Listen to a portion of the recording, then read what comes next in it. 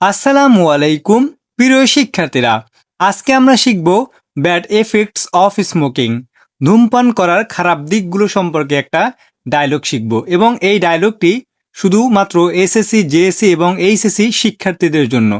তোমরা এখানে পিকচারে ডায়লগের বিভিন্ন দিক সম্পর্কে দেখতে পারতেছো। বিড়ি খাওয়ার কারণে আমাদের কি কি সমস্যা হতে পারে সেই বিষয়গুলো সম্পর্কে আমরা এই ডায়লগটা শিখব। ওকে, সো এখানে বাংলা অর্থ সহ আমি তোমাদেরকে খুব সহজভাবে ডায়লগটা শিখিয়ে দেব, যাতে তোমরা খুব সহজেই মনে রাখতে পারো। চলো শুরু করি। রহিম এবং করিম, আমরা দুইজন ক্যারেক্টার নিয়েছি, একজন রহিম আর একজন করিম। ওকে, সো হাই অথবা হ্যালো দিয়ে শুরু করবে। How are you? করিম বলল, I am fine, what are you doing? আমি ভালো আছি, তুমি কি করছো? রহিম বলল, I am reading about the bad effects of smoking. I am reading তার মানে কি আমি পড়তেছি, অ্যাবাউট মানে সম্পর্কে।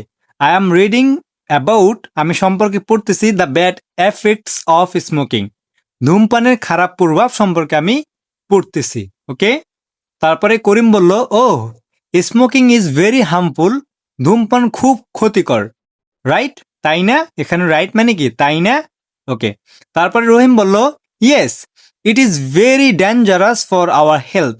হ্যাঁ, এটা আমাদের স্বাস্থ্যের জন্য খুব বিপজ্জনক। ইট ইজ ভেরি ডেঞ্জারাস, এটা খুব ভয়ঙ্কর অথবা বিপজ্জনক।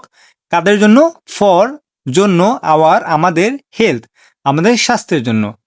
করিম বলল, what kind of problems does it cause? Kind of মানে কি ধরনের। Okay, so what kind of problems কি ধরনের সমস্যা, ডাজ ইট কজ এটা সৃষ্টি করে। মানে এই যে স্মোকিং, এখানে ইট বলতে স্মোকিং কি কি ধরনের সমস্যা সৃষ্টি করে সেটাই বলা হয়েছে।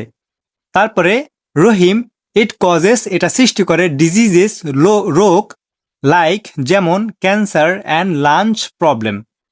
তার মানে এটি ক্যান্সার এবং ফুসফুসের সমস্যার মতো রোগ সৃষ্টি করে।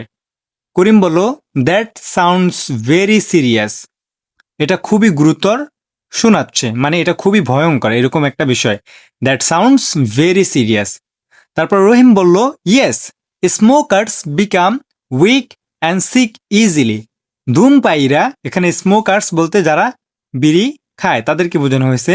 So smokers become weak and sick easily, ধূমপায়ীরা সহজেই দুর্বল ও অসুস্থ হয়ে পড়ে। করিম বলল, is it harmful to others two?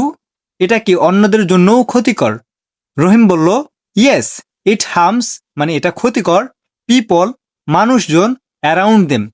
Around them বলতে ওই স্মোকার্স যারা আছে তাদের আশেপাশের যে মানুষ আছে তাদের জন্য কি এটা ক্ষতিকর। অ্যারাউন্ড বলতে আশেপাশে। ওকে, তারপর আমাদের আছে then we should avoid smoking.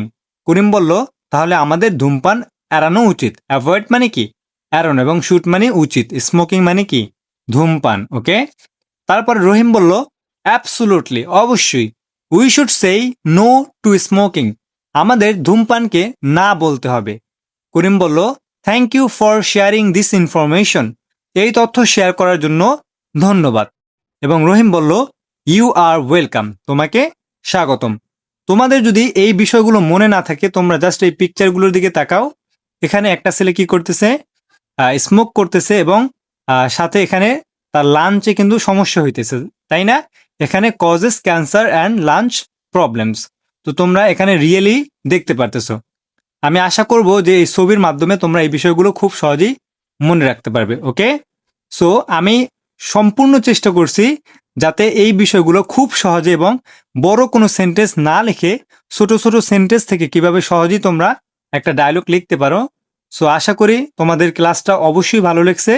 তোমরা যদি এরকম আরও ভিডিও চাও আমাকে অবশ্যই কমেন্টে জানাতে হবে, তাহলে আমি এই ধরনের আরও যত ভিডিও দরকার, স্মোকিং, তারপরে ফিজিক্যাল এক্সারসাইজ, অনেক অনেক ডায়লগ, তারপর paragraph, composition, everything I can give you if you have any comment. Okay, তোমাদের যদি ডিমান্ড থাকে অবশ্যই আমি দেবো।